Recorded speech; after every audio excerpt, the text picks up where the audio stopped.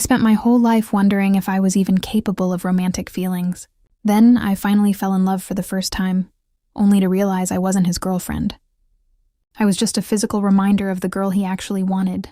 People are always shocked when I tell them I didn't have a crush until college. In high school, while my friends were dealing with breakups and drama, I felt nothing. I started to think maybe I just lacked that romantic spark. But then I met him. He was on the college basketball team, tall, athletic, and by some miracle, we were in the same morning math course. I did everything to get his attention, sitting near him, asking for help with equations I already understood. It worked. We started dating after a few months, and for the first time in my life, my heart actually raced. There was one thing, though. From the very beginning, he called me Rose.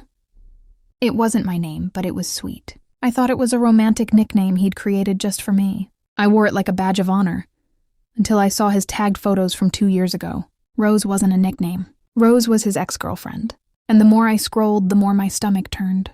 She didn't just have my name. She had my hair, my style, my height. He didn't like me as who I was. I just reminded him of his ex-lover. I confronted him immediately. I told him how disrespectful it was to call me by another woman's name. I waited for the apology. I waited for him to say he was just confused or that it was a slip of the tongue. But he didn't even look sorry. He looked me in the eyes and said, "I can't help it. You resemble her so much that sometimes I forget she's gone. I still can't get over her." I wanted to scream. I wanted to punch him in the face.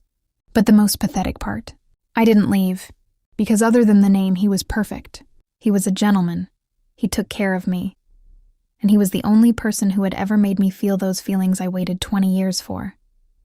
I stayed for a few more weeks, trying to convince myself I could replace her memory. But every time he whispered Rose in my ear, it felt like 100 needles piercing my heart. He didn't love my soul. He loved my silhouette. I finally walked away when I realized that being alone is better than being a substitute. I waited a long time to find my first love. But I'd rather wait another 20 years than be the look-alike for a man who's still in love with his past.